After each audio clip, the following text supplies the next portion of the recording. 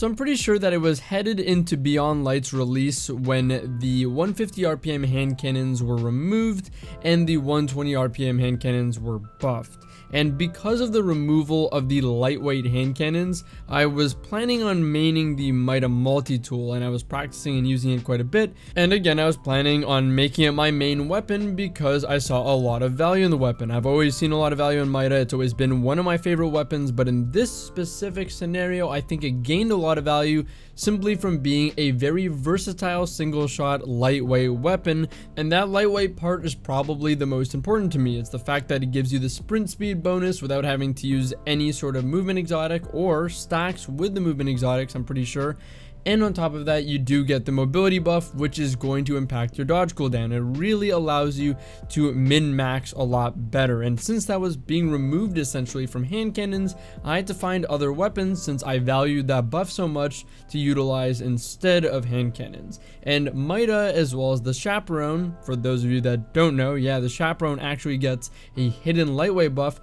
Those were my two kind of weapons that I was planning on using the majority of the time. And well, as things panned out, I ended up using the Chaperone, one of those weapons, a fair bit, and I still do use the Chaperone quite a bit. It's a staple weapon of mine, and I paired that with the Posterity, which was my kind of newfound love, but also nostalgia and reminiscing on the old not forgotten days. But I didn't actually end up using the Mida as much as I thought or maybe wanted to, and this is for a couple reasons. Mainly because the range buff on 120 RPM hand cannons was so significant that it didn't actually feel like the majority of the time my scout rifle was actually gaining any significant advantage on most ranges on the majority of maps. In addition to this, and probably more so than this, Mida, in my experience, every single time I try to use this weapon, I think in my head, wow, it's so great, it's so versatile, it's got all the range, it's got great aim assist, it's got the lightweight, it's got the radar, it's got so much going for it.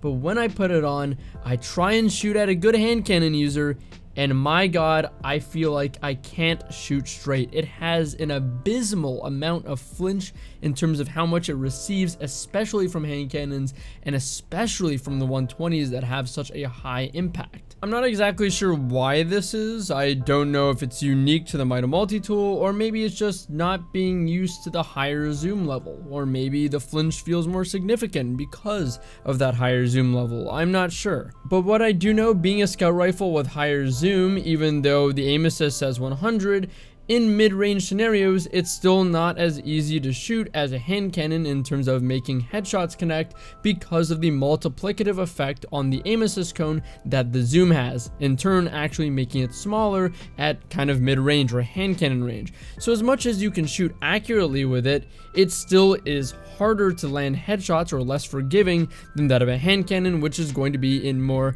of its sweet spot range where it becomes more forgiving, of course. And that's not a terrible thing, but it becomes very, very difficult to deal with when it feels like your crosshairs are flailing around and becoming very, very jarring to the point where it really feels like you can't shoot straight back at someone reliably, and they are just on top of that dealing higher amounts of damage at a time as well. Especially, again, this all gets amplified with the case of the 120s, which deal higher damage inherently, which usually means higher flinch or more significant flinch on a per shot basis, and then they have the range that still competes with Mida currently, and on top of that, higher damage per shot. It really just put everything against Mida, and for that reason, I wasn't really able to use it as competitively as I would have liked. And it's so interesting because on paper, Mida actually has a pretty competitive time to kill. It's 3 crit 1 body for a 0.9 second time to kill. That's pretty much the same as a 140 RPM hand cannon, which is excellent, and better or faster than a 120 RPM hand cannon.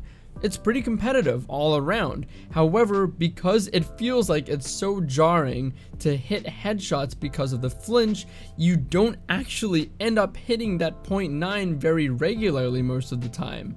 And on top of it, of course, because of the way the cones work, it's harder to land those headshots. And again, when you combine that and the flinch, it's just not usually hitting that 0.9 optimal time to kill, which on paper is pretty competitive, like I said. Fast forward to the present though, we're just about a week outside of the new season and the announced changes. One of those changes is a nerf to the range on the 120 RPM hand cannons, as well as their aim assist at range, and a buff to the Mida Multi Tool, which I was very excited about, is the fact that the catalyst is being changed. Mida Multi Tool's catalyst has been unbelievably useless for so long. I honestly think it was just there as kind of a trophy, but now it is actually getting a functional perk that solves its biggest problem that I just spent the last few minutes explaining.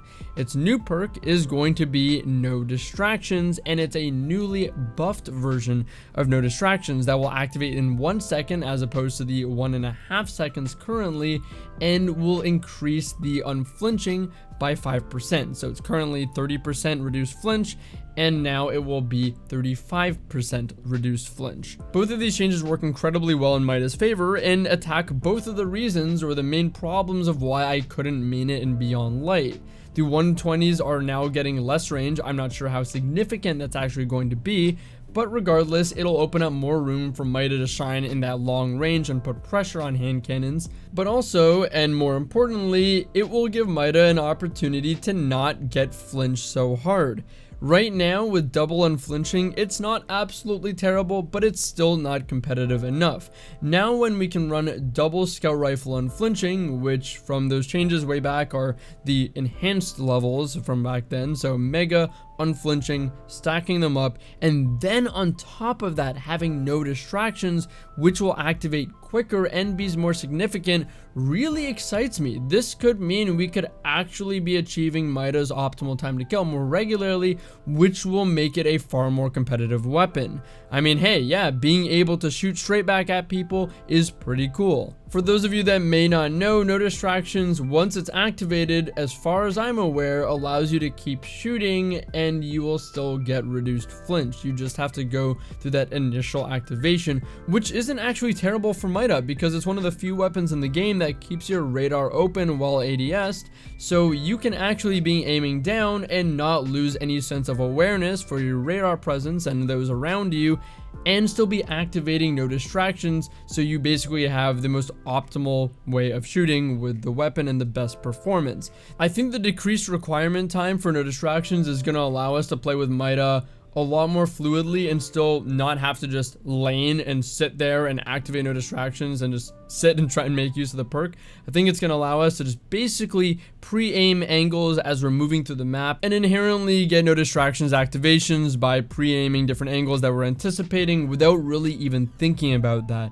And I think that's really great, and this, like I said, solves the biggest issue with Mida for me, and I'm really excited to see how this performs. It's actually pretty funny. There was a viewer in my Twitch chat that brought to my attention that in an old Cammy video I apparently mentioned that I think the Mida Catalyst should be either Battle Runner, an old Destiny 1 perk that essentially gave you sprint move speed while walking after you got a kill, or No Distractions to help it with the flinch problem. And I'm really happy to see that No Distractions actually made it, and yes, now it's going to help with the flinch problem, especially again in its buffed state. It's not that Mida's lost any value, it's just now going to be a lot more usable and more likely usable against hand cannons with its optimal time to kill, and give us more agency to actually achieve that in a competitive head-to-head scenario against a hand cannon in a gunfight, because it still has all the amazing value when you use it. The movement speed bonuses are so significant. The walking forward speed with Mida is the fastest in the game uniquely.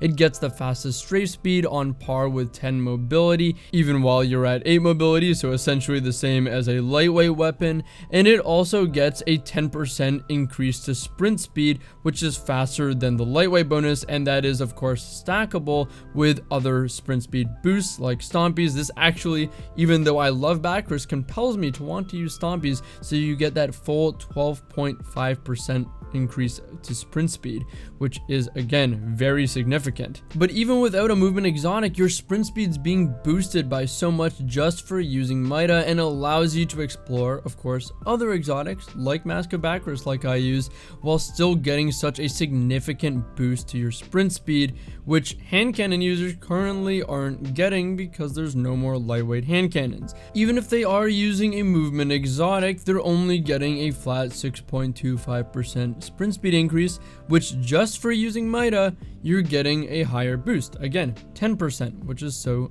good. And on top of it, of course, Mida being a lightweight weapon lets you go for 8 mobility to min-max, get the same effect from that +2 lightweight bonus to get to 10 mobility, which is amazing. And that's only the movement speed buffs, and that alone sells me on the weapon and makes me want to use it. That's not including the fact that it has, of course, the radar that stays up while ADS, which can be so useful. It's not great in my opinion for sitting there and scoping and laning, but for managing chaotic scenarios while rushing and kind of being aggressive and zooming around the map, this gives you a lot of information, which is phenomenal. The quick reload, the snappy handling, the high aim assist allows it to be a scout that can actually be used aggressively, which is really awesome. Of course, being a scout rifle, you don't really have to worry about range so much. You just have to be more accurate in close and mid range, which is ultimately on me or on the user that's using the weapon and how accurate they can be and how good your shot is. And on top of that all, it still has high cals, which although they've been nerfed back in year 1, they still are high cals, they still deal more flinch, and it does a great job of contesting sniper rifles now, especially with their flinch changes. So overall, it's looking better than ever for the Mida. It still has all the value that I've always loved about it, but now the problems that really stopped me and hindered me from using it as competitively as I would have liked are kind of being addressed and being potentially fixed. So this really excites me for next season. I've been using this weapon a lot recently, getting really good with it again, and yeah, I'm really excited to try and use this at a higher level or a more competitive space. Anyways, hope you guys enjoyed the Mida discussion and its new catalyst. Let me know if you're excited as I am about the catalyst in the comments below and what your thoughts on the Mida currently are going into next season and the new Sandbox changes. If you want to see more gameplay like you've seen in this video, or you want to hang out and ask me some questions and discuss live with me, you can check me out on Twitch, twitch.tv/Drewskys, links in the description. Anyways, thanks for watching and I'll see you guys in the next one. Take care.